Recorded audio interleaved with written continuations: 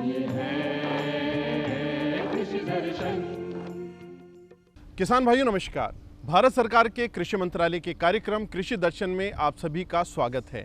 किसान भाइयों, आज हम जानकारी लेंगे उत्तम बीज गुणवत्तापूर्ण उत्पादन का आधार और राजस्थान राज्य बीज निगम की योजनाओं के बारे में। इस बारे में जानकारी देंगे आज के हमारे विशेषज्ञ डॉक्टर मुकेश कुमार शर्मा, जो कि हैं वरिष्ठ प्रबंधक राजस्थान राज्य बीज निगम पंत कृषि भवन जयपुर में। किसान भाइयों, कृषि उत्पादन के लिए जितने भी आदान आपके द्वारा काम में लिए जाते हैं, उसमें महत्वपूर्ण आदान बीज है। चलिए तो आज इस बीज के बारे में हम जानकारी लेते हैं कि बीज होता क्या है। पौधे का वो भाग जिससे उसी पौधे के समान नया पौधे को जन्म लेता है, उसको हम बीज की श्रेणी में लेते हैं। बीज दाना भी हो सकता है, बीज पत्ती भी हो सकती है, बीज तना भी हो सकता है, बीज जड़ भी हो सकती है। कुल मिला के अपन ये कह सकते हैं कि बीज एक जैविक रचना है, जीवित रचना है, जो कि अनुकूल वातावरण मिलते ही नए पौधे को जन्म देती है। अब अनुकूल वातावरण क्या हो सकता है इसके लिए? अनुकूल वातावरण में जैसे नमी है, तापमान है, हवा है, तो जो भी क्लाइमेटिक कंडीशंस या जलवायुवीय परिस्थितियाँ बीज उगाने के लिए, अंकुरण के लिए अनुकूल होती हैं, वही मिलते ही बीज एक नए पौधे को जन्म देता है। इस प्रकार से ये हम बीज की श्रेणी में लेते हैं। अब जो किसान भाइयों आप तक जो बीज पहुंचता है, उसके लिए जो कैसे तैयार होता है, इसके बारे में मैं आपको बताता हूँ कि सबसे पहले जो बीज की 3 श्रेणियाँ होती हैं। सबसे पहले होता है प्रजनक बीज, जो कि कृषि अनुसंधान केंद्रों पर बीज प्रजनक द्वारा तैयार किया जाता है और 100% शुद्ध बीज होता है। प्रजनक बीज से आधार बीज का उत्पादन होता है। आधार बीज 98% से लेकर के 100% तक शुद्ध होता है और आधार बीज से प्रमाणित बीज उत्पादित किया जाता है।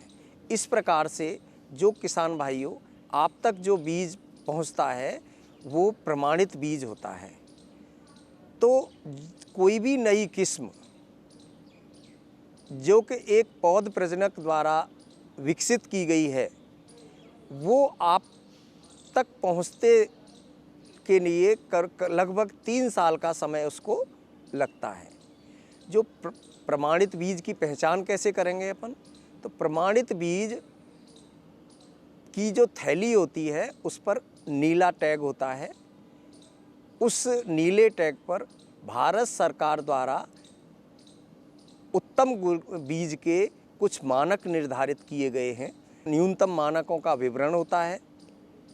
वह बीज किस उत्पादक संस्था द्वारा पैदा किया गया है, उसका अंकन होता है और उसका प्रमाणीकरण किस के द्वारा किया गया है, उसका भी जानकारी उस बीज में, उस टैग के अंदर मिलती है।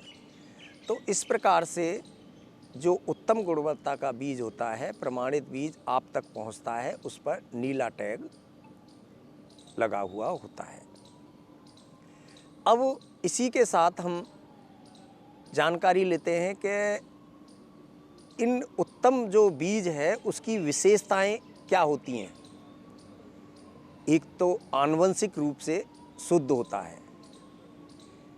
आनुवंशिक रूप का मतलब है जो उसकी मूल गुण हैं उसके अंदर, वो जो किसानों तक पहुंचने वाले बीज में भी वह गुण होने चाहिए।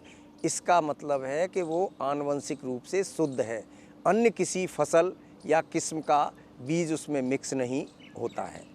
राजस्थान राज्य बीज निगम जो हमारे राज्य की प्रमुख बीज उत्पादक सहकारी संस्था, सरकारी संस्था है, उसके द्वारा आनुवंशिक शुद्धता की पुष्टि करने के लिए एक जीओटी परीक्षण कराया जाता है।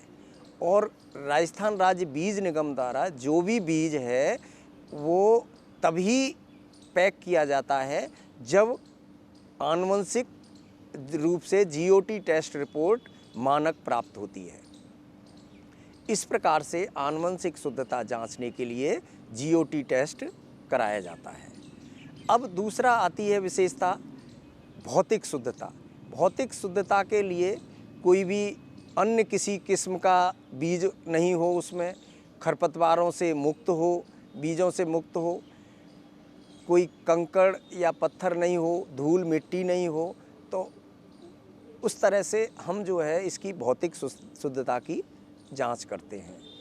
इसके साथ ही जो बीमारियां हैं, कई बार क्या होता है कि बीज से उत्पन्न होने वाली बीमारियां जब आती हैं, जैसे उदाहरण के लिए गेहूं की बात करें अपन, तो गेहूं के अंतर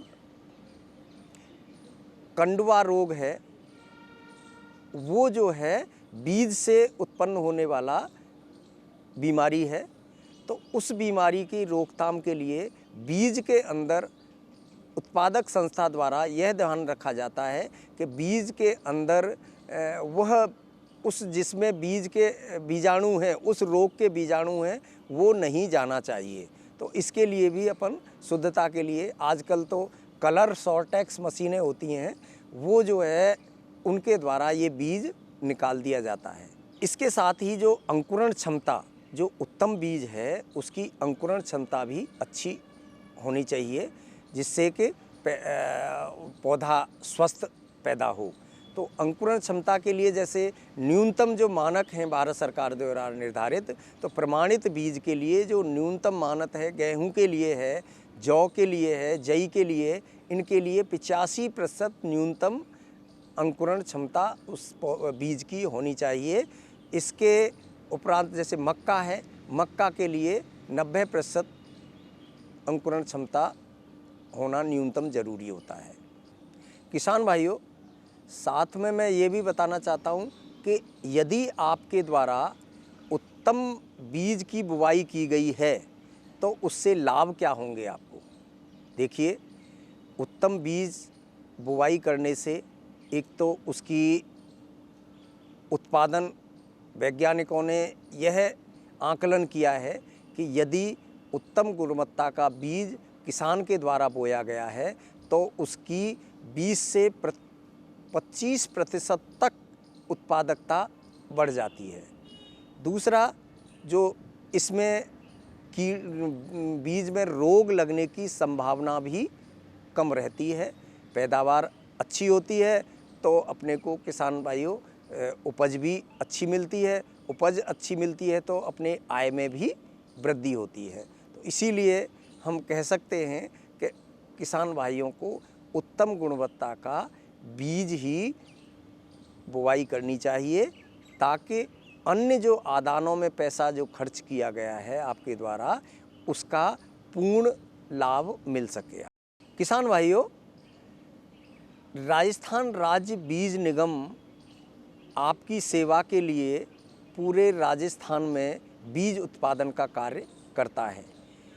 इसके लिए किसान भाइयों, आपको आपके द्वारा भी बीज उत्पादन कार्य क्रम लिया जा सकता है। इसमें जो भी बीज उत्पादन राजस्थान राज्य बीज निगम के द्वारा किया जाता है, स्टेट में पूरे राज्य के अंदर इसकी 22 संयंत्र हैं। 22 संयंत्र प्रबंधकों के माध्यम से किसानों का चयन करके इसमें बीज का उत्पादन किया जाता है। और जो उत्पादित बीज है उसमें समय समय पर बीज प्रमाणीकरण संस्था के द्वारा उसमें विजिट की जाती है। कोई अन्य किस्म का बीज अगर उसमें जो होता है तो उसकी रोगिंग आदि कराई जाती है और इसके बाद में विधायन कार्य होता है। और राजस्थान राज्य बीज निगम ही एक ऐसी संस्था है जिसमें जीओटी परीक्षण के बाद ही बीज की पैकिंग कराई जाती है।